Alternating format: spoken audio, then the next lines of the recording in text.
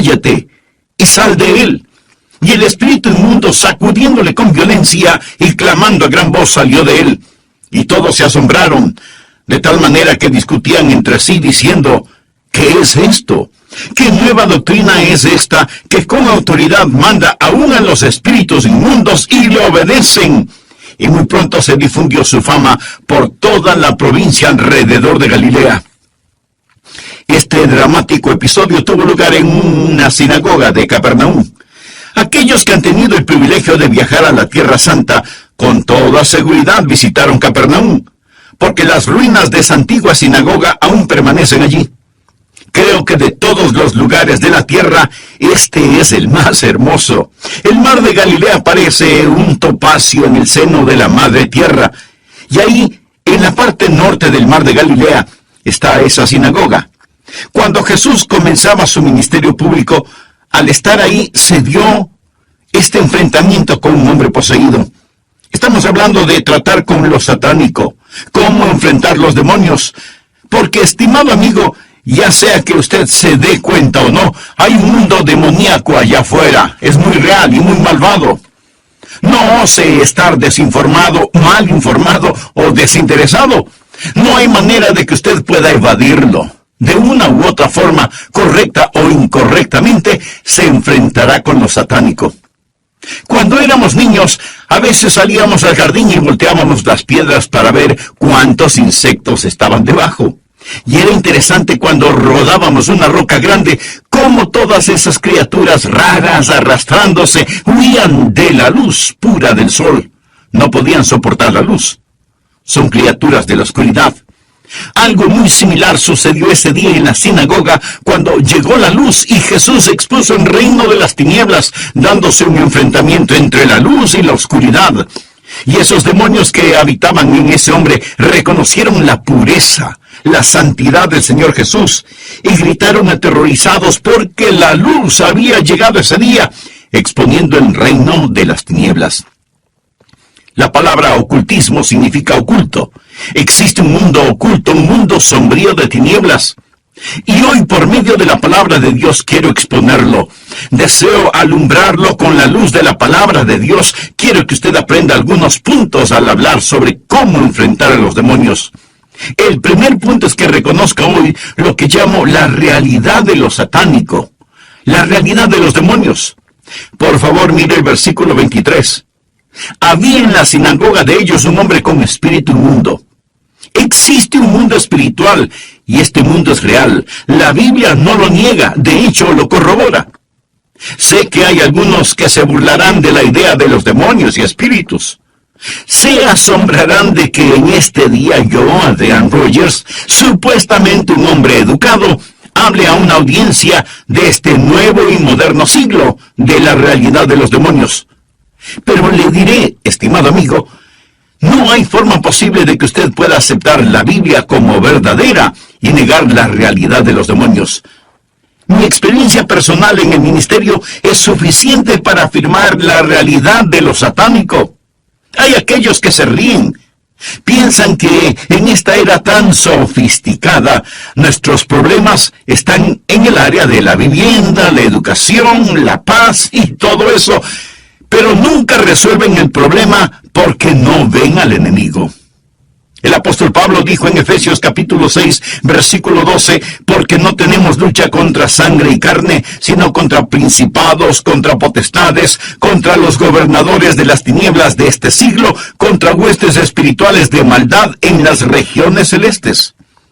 No todo lo espiritual es necesariamente bueno. Hay una justicia espiritual y hay una maldad espiritual.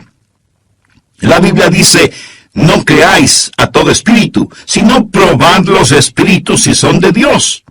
Luchamos contra fuerzas espirituales malignas. Nuestra batalla no es principalmente contra el extremismo, la pornografía, los impuestos, las drogas, el alcohol o los suegros.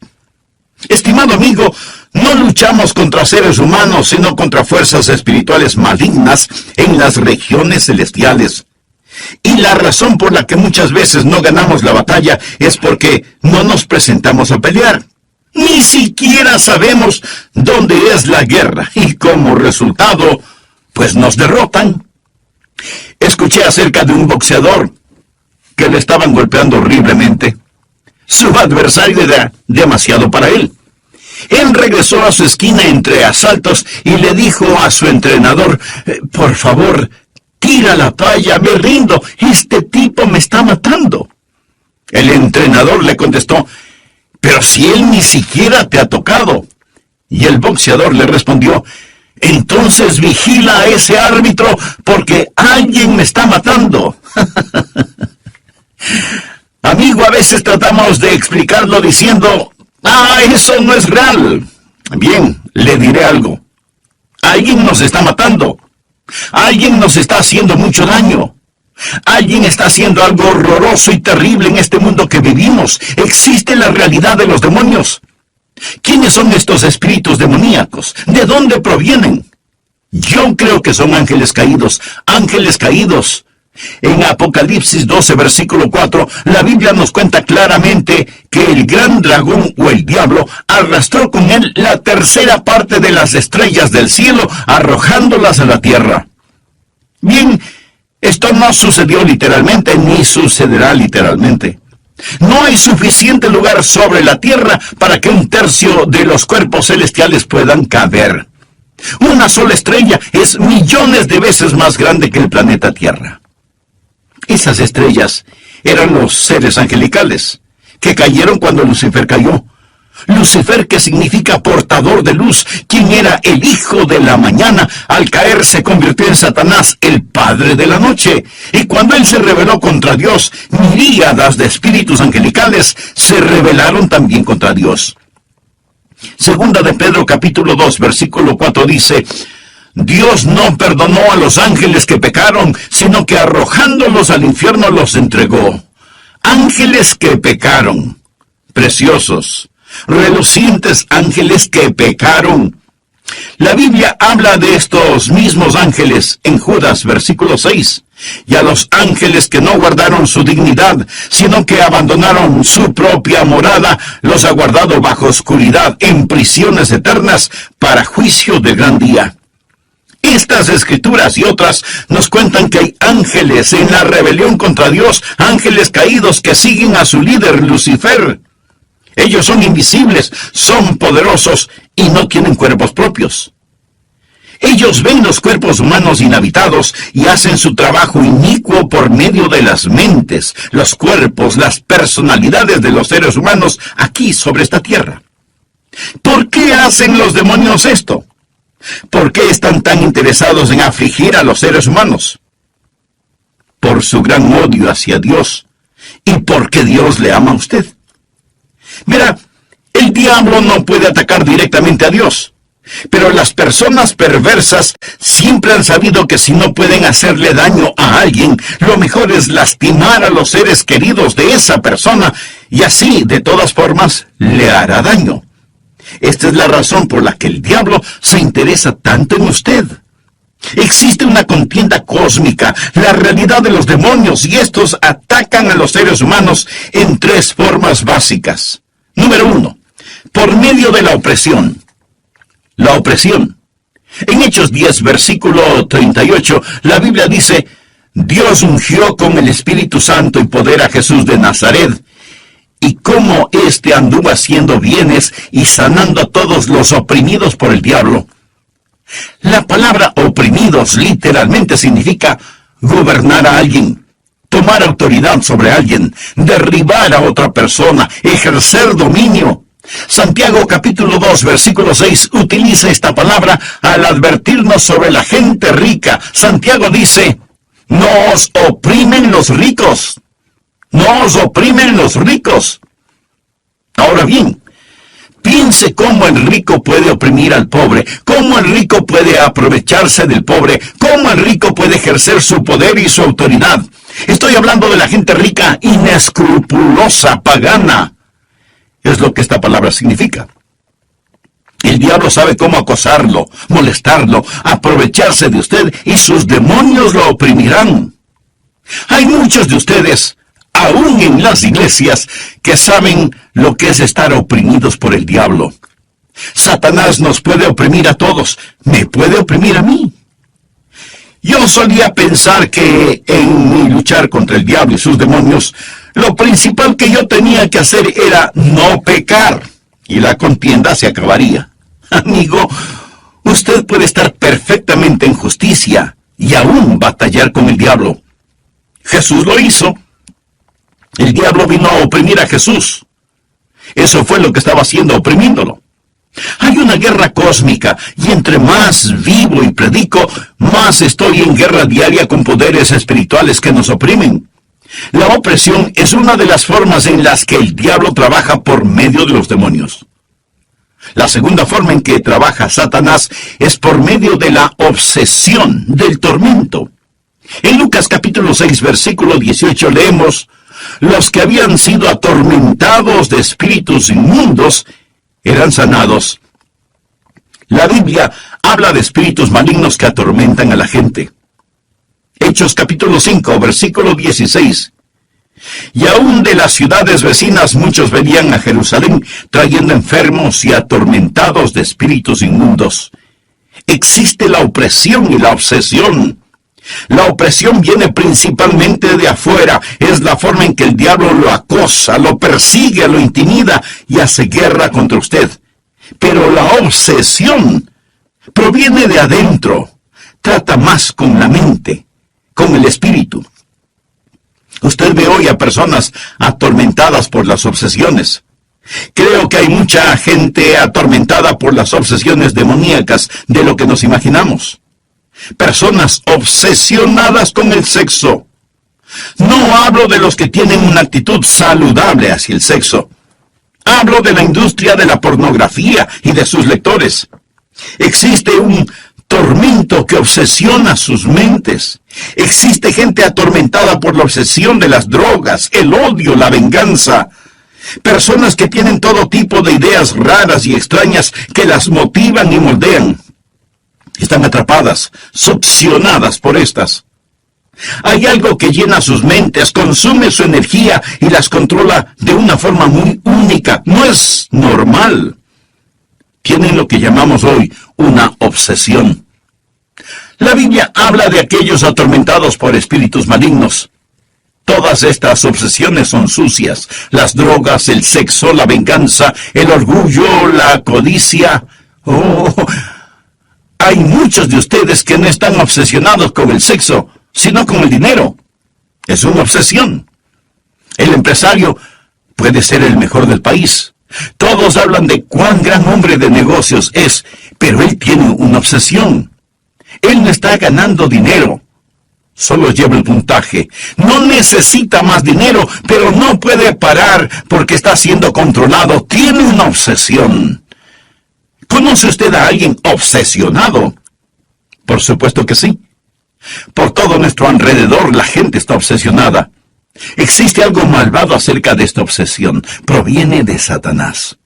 Existe la opresión, existe la obsesión, y la tercera forma por medio de la cual Satanás ataca a la gente es la posesión. Por favor, observe en Marcos capítulo 1, habla de la posesión, y en el versículo 32 lo menciona más claramente. Cuando llegó la noche, luego que el sol se puso, le trajeron todos los que tenían enfermedades y a los endemoniados. De paso mencionaré que siempre que usted lee la palabra demonios, está en plural. Hay un solo diablo, pero muchos demonios. Aquellos que están endemoniados, es decir, oprimidos, atormentados, es porque el demonio se ha mudado, ha tomado residencia, ha empezado a ocupar el lugar que le pertenece al Espíritu Santo en el espíritu humano. La forma en que deberíamos funcionar es por medio del Espíritu Santo, al Él morar en el espíritu del hombre. Y al estar el espíritu humano unido con el Espíritu Santo, éste le da dirección a nuestra alma, que es la mente, emoción y voluntad. Y la mente, emoción y voluntad le dice al cuerpo qué hacer. Así, el cuerpo sale al mundo a expresar la vida del Señor Jesús. El Espíritu Santo en el espíritu humano habla al alma humana, habla a la mente, a la emoción y a la voluntad. Él le dicta al cuerpo, a las manos, a los ojos, a los pies, qué hacer, a dónde ir y qué decir. Así puedo expresar la vida del Señor Jesús al Él habitar mi humanidad, al hacerse su deidad una realidad en mi persona. Soy poseído por el Espíritu Santo de Dios al invitar a Jesús a mi corazón. Esta es la forma en que se supone debo vivir. Al estar poseído, el Espíritu Santo entra a vivir en mí. Él me posee, yo soy su templo y Él vive en mí. Ahora bien, ¿es posible para el diablo, por medio de uno de sus demonios, entrar y tomar posesión del lugar que le pertenece a Dios, el Espíritu Santo, y así poseer a una persona, llegando a ser para el espíritu humano lo que el Espíritu Santo debería ser? El demonio posee a ese espíritu humano, controlando su mente, sus emociones y su voluntad. Y toda clase de cosas terribles y horrorosas se maquinan en esa mente, cuerpo y emociones. Este hombre expresa la vida de Satanás en su vida. Y Satanás recibe la gloria en lugar de Dios, porque esa persona está poseída por un espíritu diabólico. Esto es la posesión.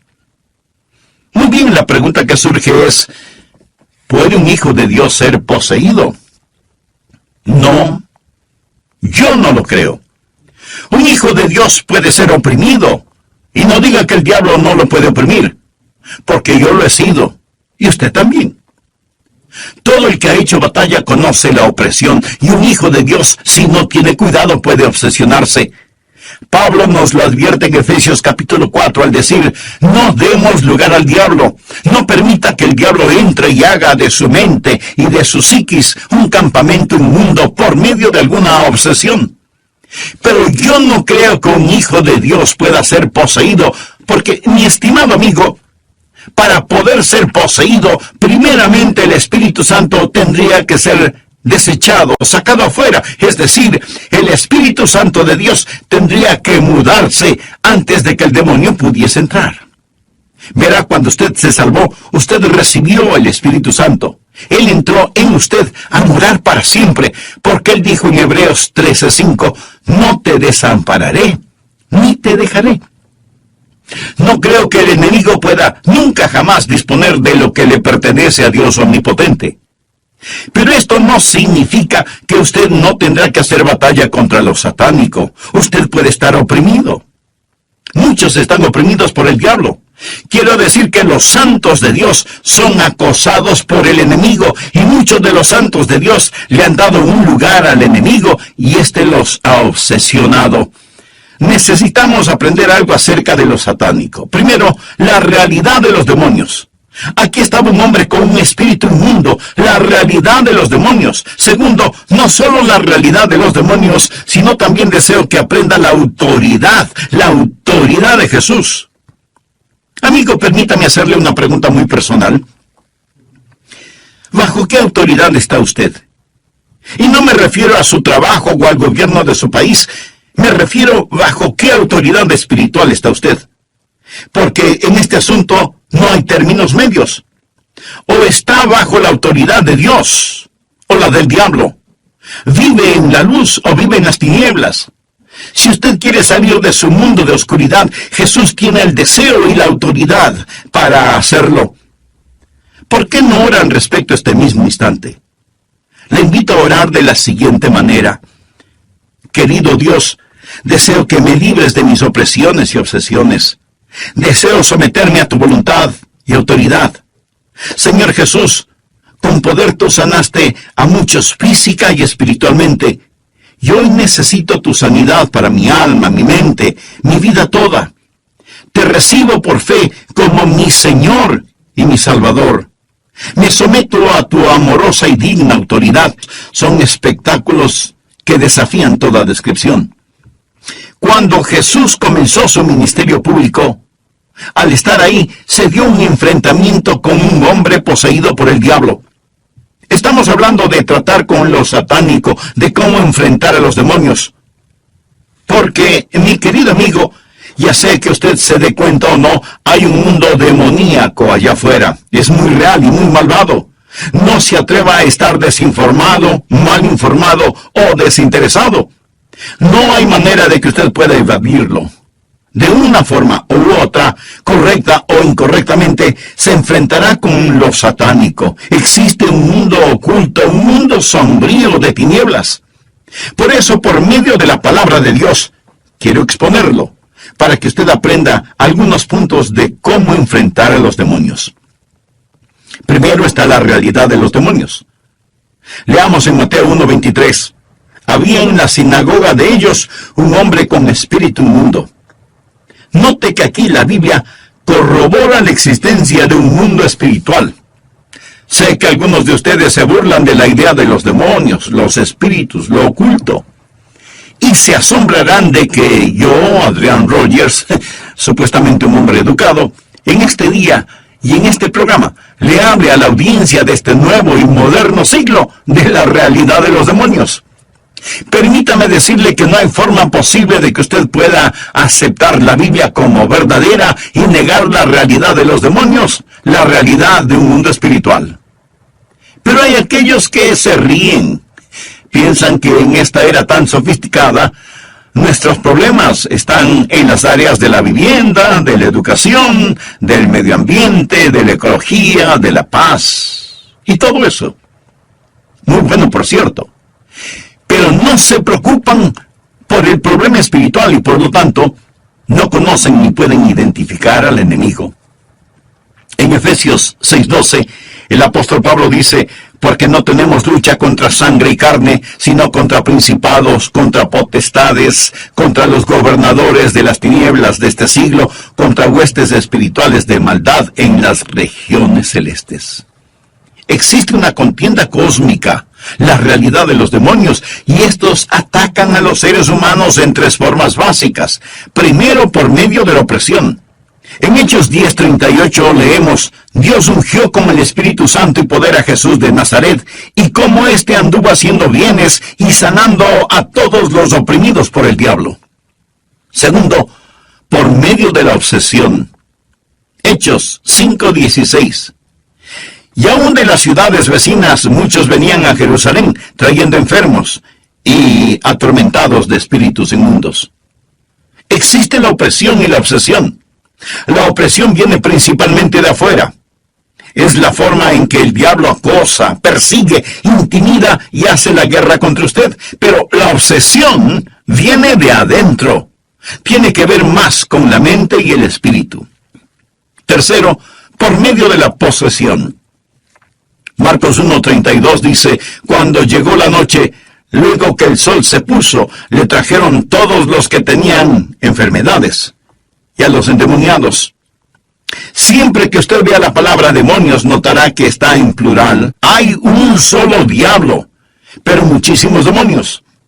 Aquellos que están endemoniados es porque el diablo se ha mudado, ha tomado residencia en su vida, ha empezado a ocupar el lugar que le pertenece al Espíritu Santo en el espíritu humano. Ahora necesitamos aprender algo acerca de lo satánico. Primero, la realidad de los demonios, y segundo, la realidad de la autoridad de Jesús. Marcos 1, desde el versículo 21 dice: y entraron en Capernaum, y los días de reposo, entrando en la sinagoga, enseñaba, y se admiraban de su doctrina, porque les enseñaba como quien tiene autoridad, y no como los escribas. Pero había en la sinagoga de ellos un hombre con espíritu inmundo que dio voces diciendo: ¿qué tienes con nosotros, Jesús Nazareno? Has venido para destruirnos. Sé quién eres, el Santo de Dios. Pero Jesús le reprendió diciendo: cállate y sal de él. Y el espíritu inmundo, sacudiéndolo con violencia y clamando a gran voz, salió de él. Y todos se asombraron, de tal manera que discutían entre sí diciendo: ¿qué es esto? ¿Qué nueva doctrina es esta que con autoridad? Subraye las palabras con autoridad. Manda aún a los espíritus inmundos y le obedecen. Jesús dijo: toda potestad, o sea, toda autoridad, me es dada en el cielo y en la tierra. Jesús tiene autoridad sobre todo el poder del enemigo. Esta es la razón por la que nuestro Señor dijo: he aquí os doy potestad de hollar toda fuerza del enemigo. Cristo tiene esa autoridad Y como veremos en un momento, Él nos ha dado esa autoridad. Quiero que usted aprenda 4 cosas que los demonios saben acerca de Jesús. Número 1, ellos reconocen su autoridad y deidad plena. Sé quién eres, el Santo de Dios. Ellos lo reconocieron. El diablo es más ortodoxo que algunos teólogos que conozco. Algunos teólogos ni siquiera han llegado al nivel del diablo. Sé quién eres, el Santo de Dios. El cielo ya había testificado, tú eres mi Hijo amado, en ti tengo complacencia. Ahora el infierno también tenía que confesarlo. Sé quién eres, el Santo de Dios. Los demonios reconocen la deidad y la autoridad de Jesucristo. Segundo, note que los demonios tienen una antipatía y un odio hacia Jesús. Déjanos tranquilos, déjanos tranquilos. Ningún endemoniado quiere...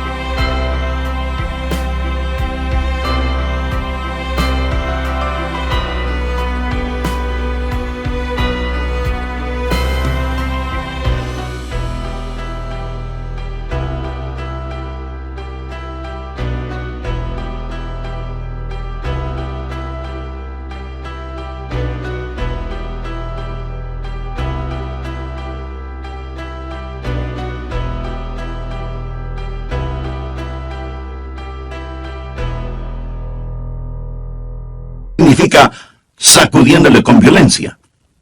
¿Lastimó el demonio físicamente a este hombre? No, porque Lucas 4 relata la misma historia y dice que no le hizo daño alguno. ¿Qué nos enseña esto? Nos enseña que Satanás nunca abandona a nadie sin pelear. El demonio salió gritando en agonía y en dolor, dándose una separación. Hubo una batalla. Y ojalá que podamos comprender esto, estimado amigo, que las personas a nuestro alrededor están siendo o habitadas por un demonio inmundo o manipuladas por uno. Existe una batalla. Esta es la razón por la cual Marcos, en el capítulo 9, versículo 29, habla de cuando los discípulos trataron de sacar a un demonio y fracasaron. Jesús les dijo: este género con nada puede salir, sino con oración y ayuno. Existe una batalla. No se jacte diciendo: oh, yo tengo autoridad sobre todo poder del enemigo. A menos que usted esté viviendo de acuerdo a la voluntad de Dios, a menos que esté lleno del Espíritu Santo, a menos que esté clamando, no teóricamente, sino verdaderamente, el poder de Jesucristo en su vida, usted no entiende el poder del enemigo. Mas comprenda que el poder superior y la autoridad de Jesucristo correctamente ejercidas sobre el poder del enemigo obliga a los demonios a obedecer. Primero, hemos hablado sobre la realidad de los demonios. Segundo, sobre la autoridad de Jesús. Y en tercer lugar, estudiemos la victoria del creyente. La Biblia dice que estos demonios salieron. En Lucas 10, Jesús le dio a sus discípulos poder para sacar los demonios. Los 70 discípulos dijeron en el versículo 17, Señor, aún los demonios se nos sujetan en tu nombre. Luego, al darnos la gran comisión, dijo, toda potestad me es dada en el cielo y en la tierra. Y en Lucas 10, 19, leemos, he aquí os doy potestad sobre toda fuerza del enemigo. Ya tenemos la victoria. Pero, ¿por qué no experimentamos esta victoria? Escuche, ¿por qué en el mundo de hoy peleamos al frente de la batalla equivocada? Tres cosas que el mundo está tratando de usar hoy: la legislación, la educación y el medio ambiente. Con la legislación piensan que si decretamos suficientes leyes podremos ser capaces de controlar la humanidad. No estoy en contra de las leyes como tales, pero para empezar, ni siquiera tenemos suficientes prisiones para encarcelar a los criminales. Así que la sola legislación no es la respuesta. Compartiré nuevamente la historia de un padre quien le enseñó a su niño de 4 años que se sentara. Él se lo ordenó repetidamente: siéntate. Finalmente, el papá tomó al muchachito de los hombros y lo sentó a la fuerza en una silla. El niño sentado alzó la mirada y le respondió: yo estoy sentado por fuera, pero sigo de pie por dentro. La ley se puede encargar de lo exterior, pero no puede cambiar el corazón. A su vez, tratamos de solucionar los problemas con la educación. Es asombroso cuántos piensan que la educación es la respuesta. ¿Sabía usted que Hitler era un hombre endemoniado? Hitler era un hombre endemoniado, quien gobernó la Alemania nazi, una de las naciones más educadas, eruditas y sofisticadas sobre la faz de la tierra. Mas, sin embargo, llegó a ser la nación de los hornos de gas y los horrores de la Alemania nazi. La educación no es la respuesta. Verá, si un hombre es controlado por el diablo y lo educa, ¿qué tiene? Tiene un diablo inteligente. Esta es la razón por la que alguien dijo: usted puede tomar a un hombre común y corriente, a un ladrón que se robó algo de un furgón de mercancía, y darle una educación. Pero si lo hace, después se robará todo el ferrocarril. Simplemente va a saber más sobre cómo ser perverso. La educación no es la respuesta. Otros dicen: el medio ambiente es la respuesta. Lo que sucede es que toda esta gente vive en condiciones precarias, y si cambiamos el medio ambiente, este cambiará al hombre. Lo entienden al revés. Permítame hacerle una pregunta. ¿En dónde estaba el hombre cuando se metió en problemas? En el huerto del Edén. Usted nunca tendrá un mejor medio ambiente que ese. En el jardín del Edén fue donde todos los problemas del hombre comenzaron.